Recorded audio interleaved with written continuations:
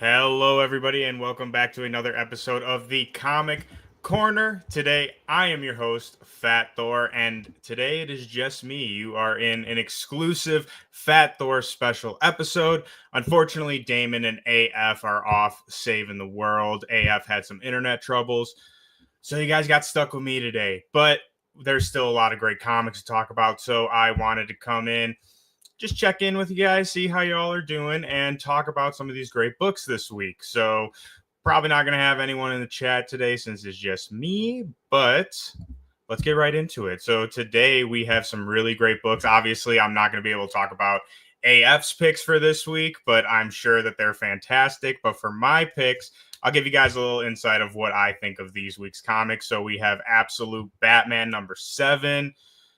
Oh gosh, we have a lot to talk about on that one. And then we also have Ultimates #11, which is very Thor center. You see on there, Fat Thor meets Fat Loki. Loki put on a couple pounds, and I kind of love it. So Ultimate #11, we'll talk about that. And then looks like AF had some Superman on there. Again, unfortunately, I'm not too knowledgeable about that side of the world, but I'm gonna do my best for you guys. So I'm not an expert in the slides like Damon, so hopefully this goes good. First off, we got news. Unfortunately, again, since it's just me, we don't have a lot of news this week, and there wasn't a lot that came out. But one thing that me and Damon are very, very excited about is Ultimate X-Men has been renewed for a whole nother year, which means we have 36 more issues of this book, which I cannot be more excited about. If anyone tunes into our show pretty regularly, me and Damon rave about this book all the time. It is the most different and unique of the Ultimates line, but that is one of the main reasons that we love it. It's really cooking with the story right now. Some people kind of had the criticism it was a little slow in the beginning, which I don't disagree with. But if you're looking for that to really pick up and start seeing the signs of how Ultimate X-Men ultimately does fit into this new Ultimate universe and how they play into the maker's plan. So if you are loving the Ultimate universe and you maybe have not picked this up or have been kind of, wish-washy on it, I definitely highly recommend picking this up. And then something else I wanted to bring up for news very quickly. I didn't get this to Damon in time to make a slide for it, but I thought this was cool. We also have a new Werewolf by Night series coming. It's going to be called Blue Moon Rise, and it's actually from the director of the Werewolf by Night MCU special, Michael Giacchino. I probably butchered that name. And I think that's super cool. I don't know much about Werewolf by Night. I, read some of the earlier stuff with Moon Knight, some of his early day stuff. But I mean, I really enjoyed that special. I thought that was great. So to see a director of one of the MCU shows come into the comics, some people might not like that with the whole MCU synergy, whatever. But I personally think that's pretty cool. And I'm excited to see what he cooks up with that. On to the books, on to the reviews. So obviously we had to start this off with a banger and Absolute Batman #7. I mean, it's so good.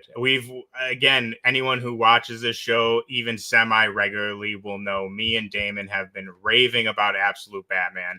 I think it's monthly. So every month we always say like the new issue is better than the last, like almost every single time. And this one continues that same theme. Absolute Batman #7 is absolutely awesome, no pun intended. We are introduced to the absolute version of Mr. Freeze, which absolutely terrifying. Like this is not the Freeze that I feel a lot of the villains that we've seen thus far are relatively similar to their main universe counterpart. So Black Mask, while definitely more violent, it was very similar. And we even see that in Batman's friends, such as Riddler and Killer Croc. Like, yes, they're not evil or criminals, at least yet, but they do still hold a lot of the same personality traits that their main universe does. This all Absolute Mr. Freeze is completely different. The just creative way in which they redesigned this character, both visually and just, motives, everything about him. It hats off to Scott Snyder, Marcos Martin, guest artist on this issue. Absolutely crushed it. And I really want to highlight too what I really loved about this issue is while it's kind of leading us into issue 8 where we're get like, full on Mr. Freeze stuff, this is a little bit of a setup. I think that this issue like perfectly transitions us into this new arc. So issue 6 wrapped up the Black Mask arc, and this issue does such a great job with, like I said, transitioning us into this next arc, but not making it feel like it's all just set up. Like, oh, this was just, setting me up for issue 8. Like, while it does that, it still maintains the momentum that was left off by 6, and we don't really take a break that you typically will see when we're kind of changing arcs. So again, this book is just so good.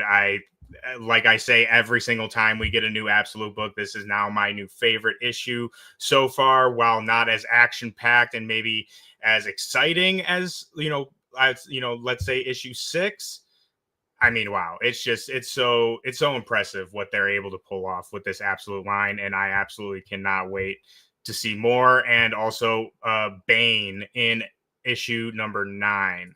So I know that Bane caused a lot of talk online. So if you guys are waiting for that, that's going to be in 2 more issues. But I really, if you guys aren't on Absolute Batman, I don't know what you're reading comics for. I don't know why you're here. This is one of the best books on the stands by far. Again, it's a must read.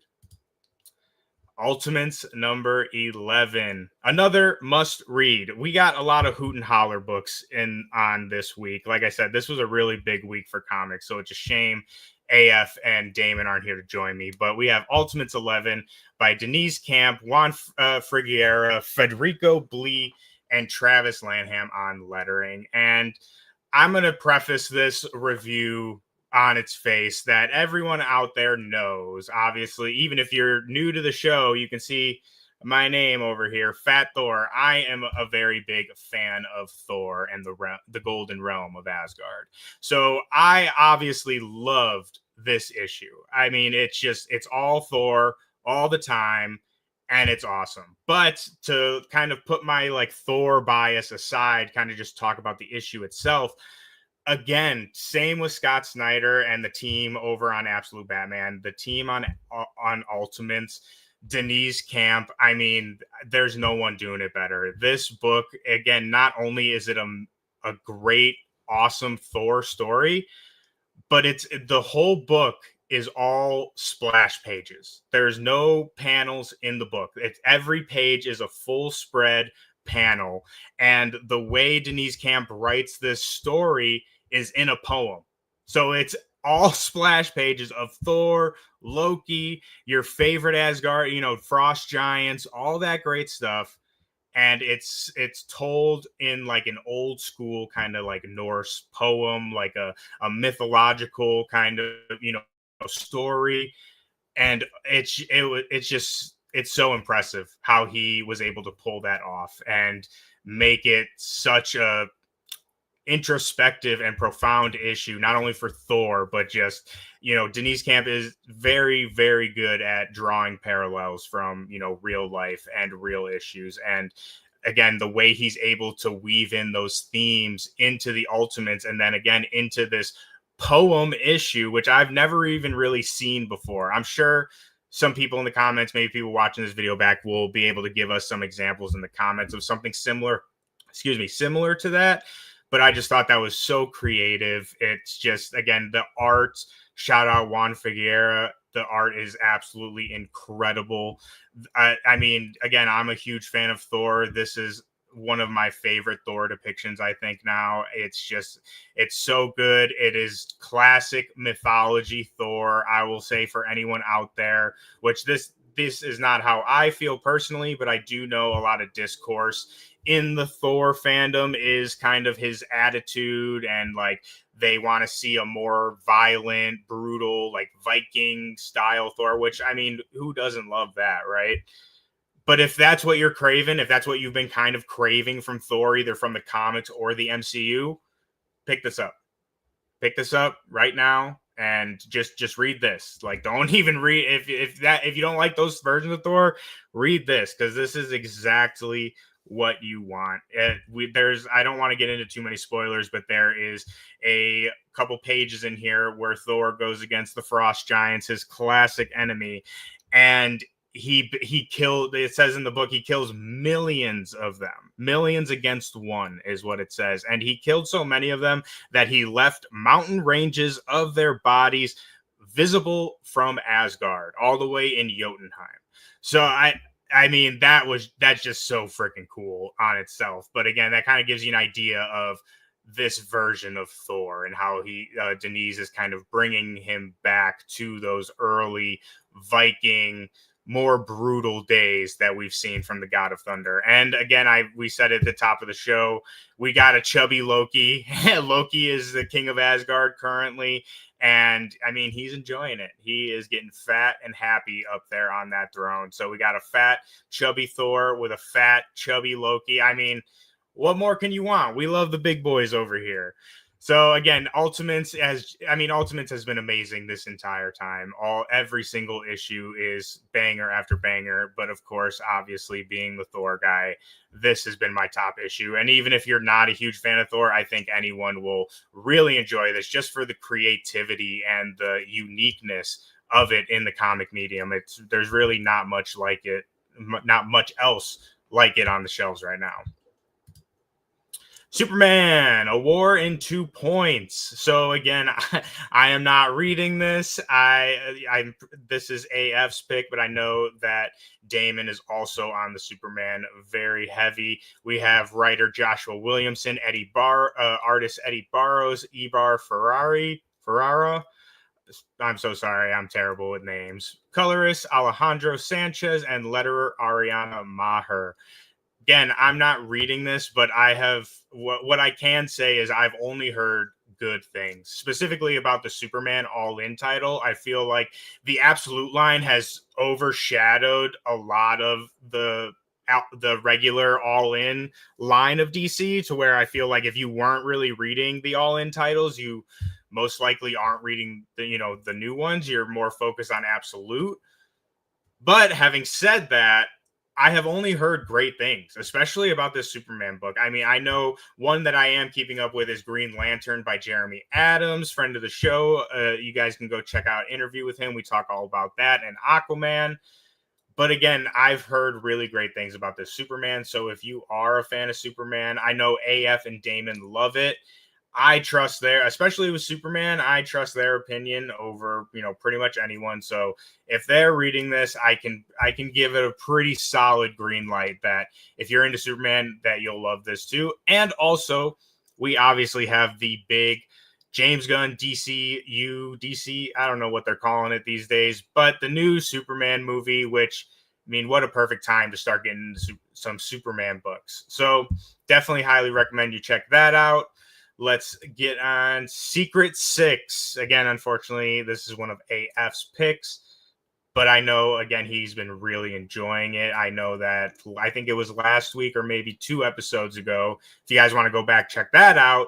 He really enjoyed this first issue. I want to say that he was a little like, oh, let's see how it goes. So I'm going to be very interested to see what his thoughts are on this when we get back together, because again, it's definitely something that interests me. I just know nothing about it. So, and also if anyone, happens to be tuning into this or, is watching this back, leave something in the comments. If you're reading it, let me know what you think about it.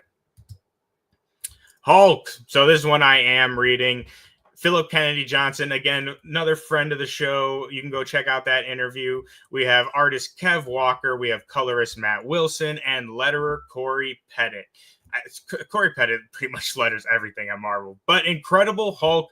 Again, anyone who tunes to the show, I love this series. I talk about it every time a new issue comes out. I got to nerd out with Philip Kennedy Johnson all about Hulk lore, and I love this book. It's so good. It literally is Hulk fighting monsters every single issue. It's very short, 1 to 3 issue arcs where new monsters are constantly being introduced. And we are really, I mean, the whole series has been great, but again, it's been very like short arcs, Hulk and his new partner Charlie, a young lady Charlie who met up with Hulk because she wants to be strong like him. It's kind of like they're on a little road trip and they're just encountering monsters everywhere. But we are starting to really cook together of bringing all of this together with Philip Kennedy Johnson's new character that he's introduced in this series, the Mother of Horrors. And I mean, while like this book is awesome, I mean, who doesn't love just big monster fights? That will sell you on itself. But something I want to highlight very quickly, because I feel like not a lot of people have really been talking about this or bringing it up, but what PKJ is doing with the mythology of Marvel monsters in this series is mind blowing. And not only mind blowing, but it is something that like fundamentally changes how the Marvel universe works, like how we understand how the Marvel universe came to be.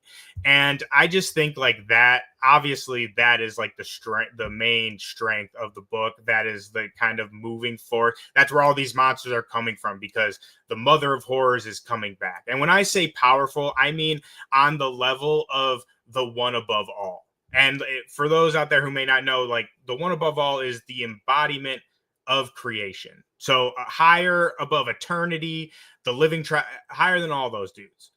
So the Mother of Horrors being on that level again just like completely shakes things up, and I just feel like no one has really been talking about that. And that's one of the most interesting parts of this book to me, besides all just the great, monster fighting and all that great stuff that we love from Hulk. It's so good. If you guys are anyone out there is a nerd like me and really likes the kind of more lore based stuff in the Marvel universe, like kind of cosmic entity sort of things. While like this doesn't deal with cosmic entities per se, but again, the way that PKJ is dealing with just monsters and how monsters came to be, from vampires, werewolves, everything. It's incredible. This book is so good. Again, cannot recommend it enough. Obviously, all these picks are ones we pick because we love. Another book I love. Luckily, a lot of these are my picks this week, so it's okay. I feel like it's not too bad that I have to do this by myself. But Storm, number 7, by another friend of the show, an amazing writer, Maria Audelli, artist Luciano Vecco, colorist Alex Guimarães, and letterer Travis Lanham. Again, another book that I have been ranting and raving about, and it's honestly perfect that this has come right after the Incredible Hulk, because again, we are going lore heavy. What Maria is doing in this book, I feel like I've said this in almost every one, but it's true, because all these books that I've been talking about, I feel like are just massive swings in each respective universe, and is really shaking things up. And Maria is shaking things up is an understatement. So in previous issues, for people who haven't been keeping up with this, Storm is now the Herald of Eternity.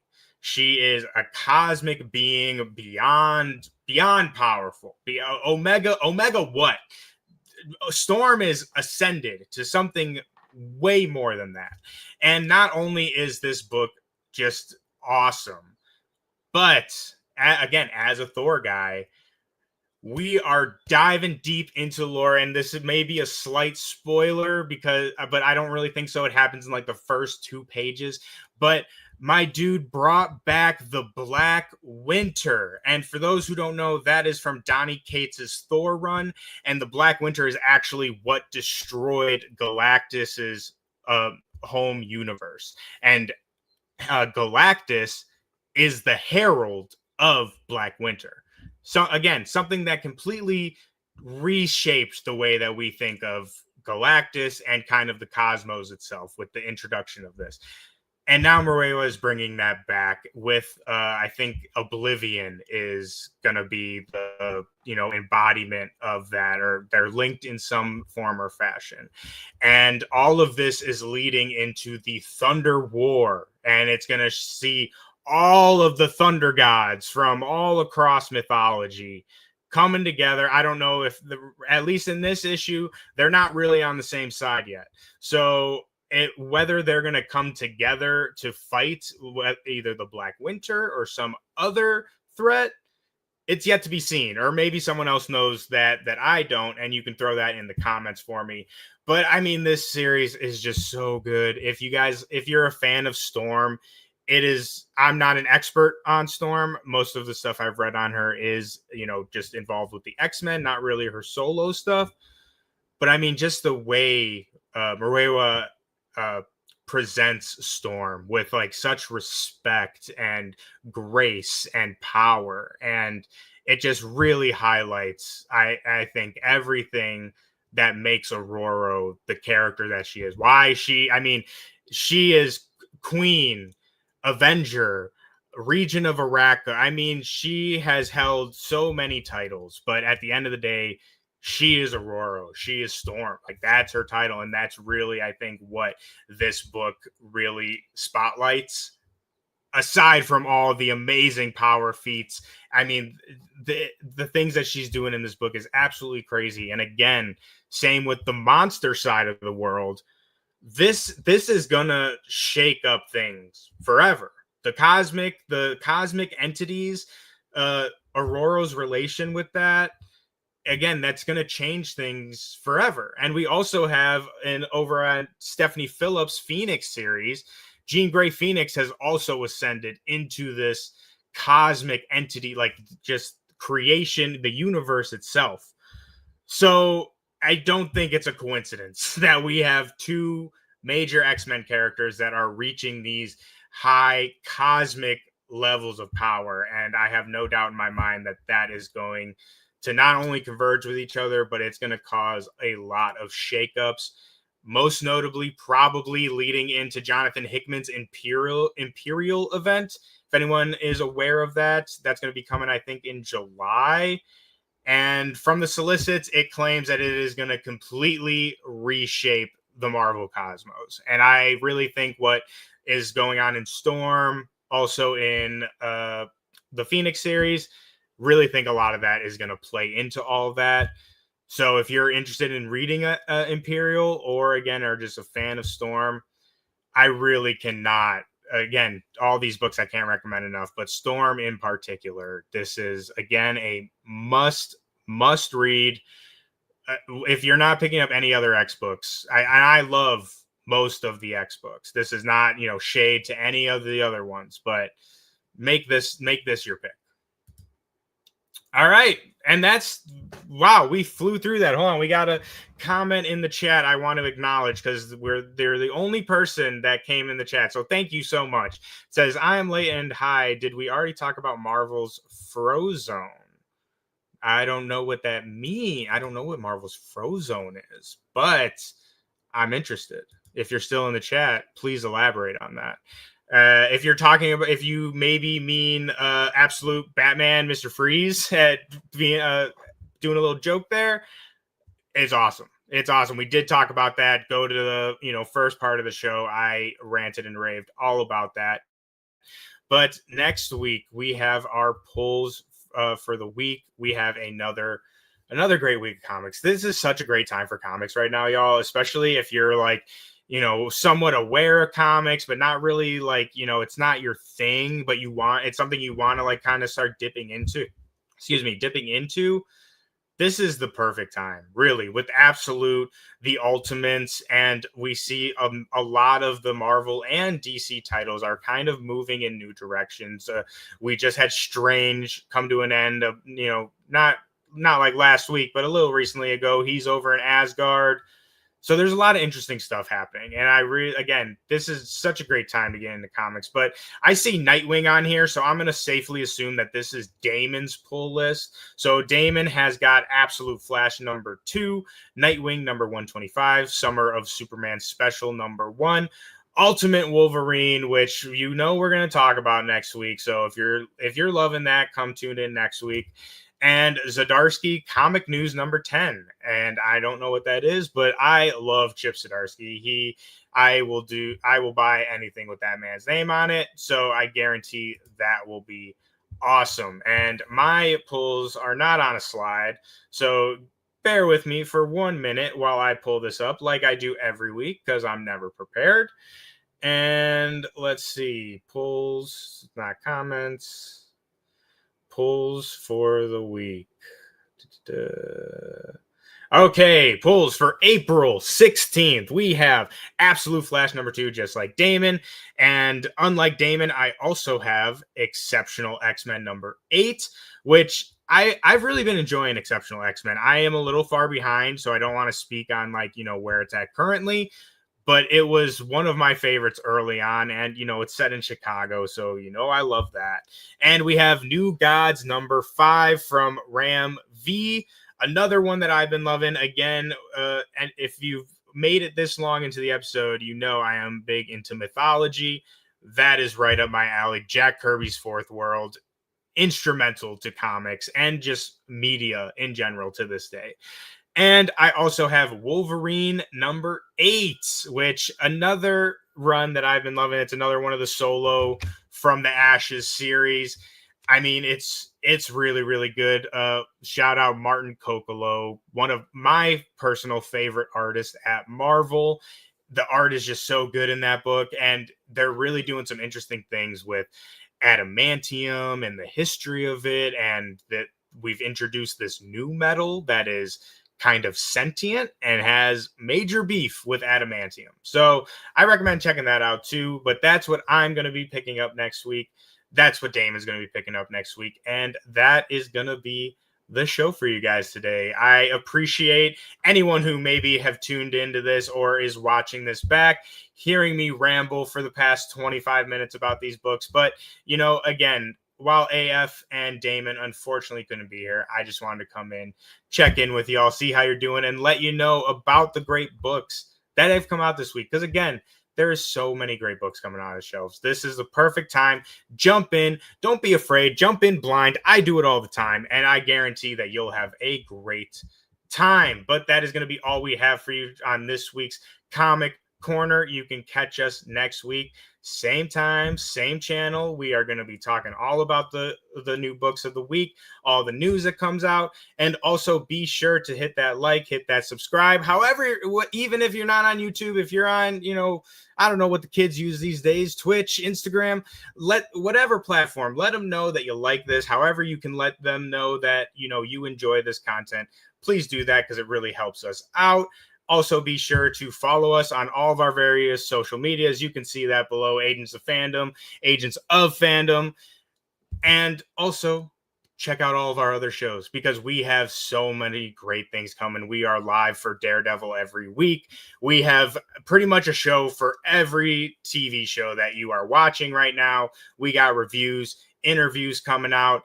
I mean, Agents of Fandom, TJ, all my fellow agents here at Agents of Fandom, I mean, they're just killing it. I couldn't be more excited and happy with everything that's going to be coming down the pipeline. So again, be sure to be following and subscribe so you don't miss out on any of that. But other than that, we will see you guys all next week to talk about more comics.